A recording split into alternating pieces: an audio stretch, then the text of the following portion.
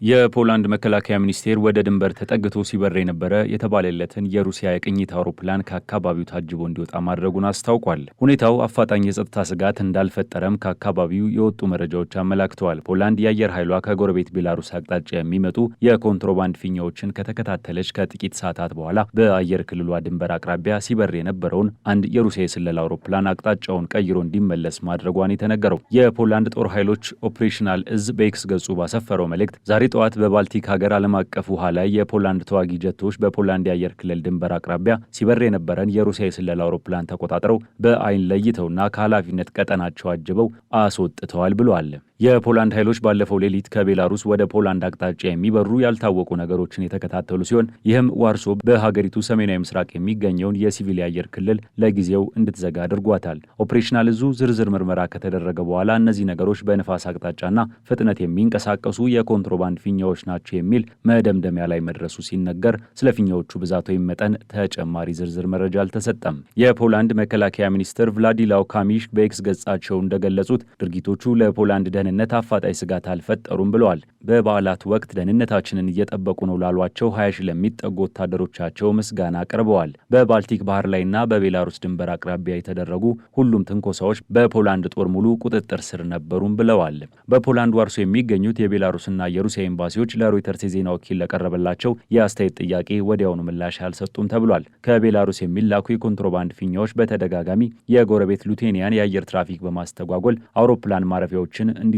አድርገዋል። ሉቴኒያ ፊኛዎቹ ሲጋራ የሚያጓጉዙ ኮንትሮባንዲስቶች የሚልኳቸው ናቸው ስትል ይህም የሩሲያ የቅርብ አጋር በሆነችው ቤላሩስ የሚሰነዘር ጥቃት ነው ብላለች። ቤላሩስ ስለ ፊኛዎቹ ያላትን ተጠያቂነት ውድቅ አድርጋለች። ክስተቱን ተከትሎ የኔቶ አባል የሆነችው ፖላንድ የተባበሩት መንግስታት ድርጅት ቻርተር መርሆችንና ልማዳዊ ህጎችን ግልጽ ጥሰት በሚል ጉዳዩን ለመወያየት የተባበሩት መንግስታት የጸጥታው ምክር ቤት አስቸኳይ ስብሰባ ጠርታ ነበር። የፖላንድ የውጭ ጉዳይ ሚኒስትር በወቅቱ እንደተናገሩት ሩሲያ የኔቶ ሀገራት ለዛቻዎቻቸው ምን ያህል ፈጣን ምላሽ እንደሚሰጡ እየፈተነች ነው ብለው ነበር። አብዛኛው የመንግስትና የወታደራዊ መዋቅር በረፍት ላይ በሚሆንበት ወቅት መሰል ድርጊቶች መፈጸም የሀገሪቱን ዝግጁነት ለመፈተን የታለመ መሆኑን ባለሙያዎች ይናገራሉ። አክለውም ቤላሩስ የምትልካቸው የኮንትሮባንድ ፊኛዎች የፖለቲካና የጸጥታ ቁማር ሊሆኑ ይችላሉ። ዓላማቸው የራዳር ስርዓትን መፈተን፣ የአየር ክልል እንዲዘጋ በማድረግ በኢኮኖሚና በትራንስፖርት ላይ መስተጓጎል መፍጠርና ርካሽ በሆኑ ፊኛዎች ውድ የሆኑ የጦር ጀቶችን ማስነሳትና ወታደራዊ ወጪን እንዲጨምር ማድረግ ሊሆኑ እንደሚችል ያነሳሉ። በአውሮፓ ምድር ዓመታት እንዳስቆጠረው የሩሲያና የዩክሬን ደም አፋሳሽ ጦርነት እልባት ለመስጠት የሚደረገው ዲፕሎማሲያዊ ጥረት አዲስ ምዕራፍ ላይ እየደረሰ ይመስላል። የዩክሬኑ ፕሬዝዳንት ቮሎዲሚር ዜሌንስኪ ከፕሬዝዳንት ዶናልድ ትራምፕ ልዩ ተወካይ ጋር ባደረጉት ጥልቅ ውይይት እጅግ አዎንታዊ የሆነ ግምገማን ሰጥተዋል። ፕሬዝዳንቱ ይህንን የተናገሩት የዩክሬን ወደፊት ዕጣ ፈንታና የግዛት አንድነት ጥያቄ አሳሳቢ በሆነበት በዚህ ወሳኝ ወቅት ላይ ነው። ሐሙስ ዕለት ከአሜሪካ ተወካዮች ስቲቭ ዊትኮፍ እና ከዶናልድ ትራምፕ አማች ጃሬድ ኩሽነር ጋር የተደረገው ስልክ ጥሪ ለአንድ ሰዓት ያህል የቆየ ሲሆን በውይይቱም ዙሪያ ዜሌንስኪ በሰጡት መግለጫ በጣም ውጤታማና ዝርዝር ጉዳዮችን የዳሰሰ ውይይት ሲሉ ገልጸውታል። ፕሬዚዳንቱ በቴሌግራም ገጻቸው ባስተላለፉት መልእክት እውነተኛ ሰላምን እንዴት ማቅረብ እንደሚቻል በፎርማቶች በስብሰባዎችና በተለይም በጊዜ ሰሌዳ አኳያ አዳዲስ ሀሳቦች ያገኘንበት ነበር ብለዋል። ይህ መግለጫ ባለፉት ወራት በሁለቱ ሀገራት መካከል ተፈጥሮ የነበረውን የዲፕሎማሲያዊ መዘጋት የሚሰብር ተስፋ ተደርጎ ተወስዷል። ይህ አዲስ ግስጋሴ የመጣው ፕሬዚዳንት ዜሌንስኪ በአሜሪካና በዩክሬን ተወካዮቻቸው መካከል በፍሎሪዳ ግዛት ውስጥ የተስማሙበትን የተሻሻለ የ20 ነጥብ የሰላም እቅድ ዝርዝር ይፋ ካደረጉ ከአንድ ቀን በኋላ ነው። ይህ ሰነድ ቀደም ሲል በስቲቭ ዊትኮፍ ተዘጋጅቶ ከነበረውና 28 ነጥቦችን ይዞ ከነበረው የመጀመሪያው ረቂቅ የተሻሻለ ነው ተብሏል። የቀድሞው ረቂቅ ሩሲያ ጦርነቱን ከመጀመሯ በፊት ለነበራት ከፍተኛ ፍላጎቶች ያደላ እንደነበር በሰፊው ይታመን ነበር። ኪየቭና የአውሮፓ አጋሮቿ ያንን ረቂቅ የዩክሬንን እጅ መስጠት እንደሆነ በመግለጽ ውድቅ አድርገውት እንደነበር ይታወሳል። ምንም እንኳን ብዙ ነጥቦች ላይ መግባባት ቢታይም የዩክሬን የኢንዱስትሪ ማዕከል በሆነችው የዶንባስ ክልል ላይ ያለው ልዩነት አሁንም እንደቀጠለ ነው። ሞስኮ በአሁኑ ጊዜ የዶኔስክን 75 በመቶና የሉሃንስክን 99 በመቶ ገደማ በቁጥጥሯ ስር አድርጋለች። ፕሬዚዳንት ቭላዲሚር ፑቲን የዩክሬን ጦር እነዚህን አካባቢዎች ሙሉ በሙሉ ለቆ እንዲወጣ ካልሆነ ግን በኃይል እንደሚወስዷቸው በተደጋጋሚ ሲያስጠነቅቁ ቆይተዋል። በሌላ በኩል ፕሬዚዳንት ዶናልድ ትራምፕ ጦርነቱን በፍጥነት ለማስቆም በሚያደርጉት ጥረት ዜሌንስኪ መላውን ዶንባስን ለሩሲያ አሳልፈው እንዲሰጡ ከፍተኛ ጫና እያደረጉባቸው እንደሆነ ዲፕሎማሲያዊ ምንጮች ይጠቁማሉ። ዜሌንስኪ ግን እስካሁን ማንኛውንም የግዛት ቅናሽ ውድቅ በማድረግ ላይ ናቸው። እንደ አማራጭ ግን በዶኔስክ ክልል ላይ ነጻ የኢኮኖሚ ቀጠና የመፍጠር ሀሳብን እንደ ግብዓት እየታየ መሆኑን ፕሬዚዳንቱ ጠቁመዋል። በአንዳንድ ጉዳዮች ላይ ገና ብዙ የሚሰሩ ስራዎች አሉ ያሉት ዜሌንስኪ እነዚህ ታላላቅ ውሳኔዎችን ለመወሰን ከዶናልድ ትራምፕ ጋር ፊት ለፊት መገናኘት አስፈላጊ እንደሆነ ገልጸዋል። ፕሬዚዳንቱ በንግግራቸው በጉብኝታቸው ወቅት ለትራምፕና ለመላው ቤተሰባቸው የገና ሰላምታ እንዲያደርሱላቸው መልእክታቸውንም አስተላልፈዋል። ይህም በሁለቱ መሪዎች መካከል ያለውን ግላዊ ግንኙነት ለማለስለስ የተደረገ ጥረት ተደርጎ ተወስዷል። የዩክሬን ከፍተኛ ተደራዳሪና የብሔራዊ ደህንነት ባለስልጣን ሩስቶም ኡሜሮቭ ከአሜሪካው ቡድን ጋር በዝርዝር ጉዳዮች ላይ ድርድሩን እንደሚቀጥሉ ታውቋል። በሞስኮ በኩል ቢሆንም ድርድሩን በተመለከተ መጠነኛ ተስፋ ሰጪ ምልክቶች እየታዩ ነው። የክሬምሊን ቃል አቀባይ ዲሚትሪ ፔስኮቭ ሐሙስ ዕለት በሰጡት መግለጫ የሩሲያ ልዩ ተወካይ ኪሪል ዲሚትሪቭ ከአሜሪካ ይዞ የመጣው የሰላም ሰነድ ሞስኮ በጥልቀት እየመረመረችው መሆኑን ገልጸዋል። ይህንን ሰነድ እያጠናን ነው። በሀገሪቱ መሪ ፑቲን በሚወሰነው ውሳኔ መሰረት ከአሜሪካ ጋር ያለንን ግንኙነት እንቀጥላለን ብለዋል።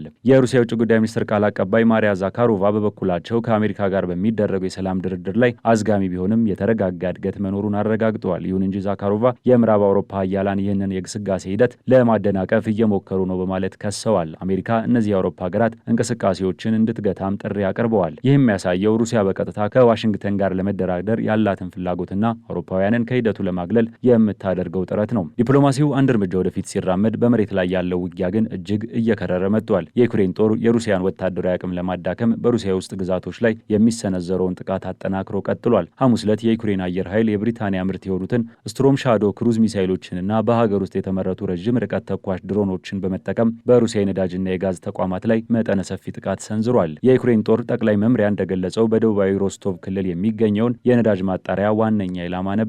ይህ ማጣሪያ በዩክሬን ለሚዋጉ የሩሲያ ወታደሮች የናፍጣና የጀት ነዳጅ የሚያቀርብ ወሳኝ ተቋም ነው። በርካታ ፍንዳታዎች ተመዝግበዋል። ኢላማውም በስኬት ተመቷል ብሏል ጠቅላይ መምሪያው። በተጨማሪም በክራስኖዳርና በኦሬንበርግ ግዛቶች የሚገኙ የጋዝ መቀነባበሪያና የነዳጅ ታንከሮች በድሮን ጥቃት መመታታቸውም ታውቋል። በምስራቅ ዩክሬን ግንባር ደግሞ የሩሲያ ጦር ግስጋሴውን ቀጥሏል። የሩሲያ መከላከያ ሚኒስቴር በዶኔትስክ ክልል የምትገኘውን የስቪያቶ ፖክሮቭስክ መንደር መቆጣጠሩን አስታውቋል። የዩክሬን ጦር ከሲቨርስክ ከተማ ማፈግፈጉን ተከትሎ ሩሲያ በዩክሬን እጅ ለሚገኙ የመጨረሻዎቹ የጥበቃ ቀጠናዎች ማለትም ለስሎቪያንስክና ክራማቶርስክ ከተሞች ይበልጥ መቃረቡ ተዘግቧል። በሌላ በኩል በቫቲካን ሲቲ ርዕሰ ሊቃነ ጳጳሳት ሊዮ ለመጀመሪያ ጊዜ ባስተላለፉት የገና መልእክት በዓለም ዙሪያ ሰላም እንዲሰፍን ልባዊ ጥሪያቸውን አቅርበዋል። በቅዱስ ጴጥሮስ አደባባይ ለተሰበሰበው በ10 ሺዎች የሚቆጠሩ አማኝ ጳጳሱ በዩክሬንና በሩሲያ መካከል ያለውን ጦርነት እንዲያበቃ የድፍረት አስፈላጊነትን አጽንኦት ሰጥተዋል። የመሳሪያ ጩኸት ይቁም፣ የሚመለከታቸው ወገኖችም ከዓለም አቀፉ ማህበረሰብ ድጋፍ ጋር በመሆን በቅንነትና በአክብሮት ለሚደረግ ቀጥተኛ ውይይት አስፈላጊውን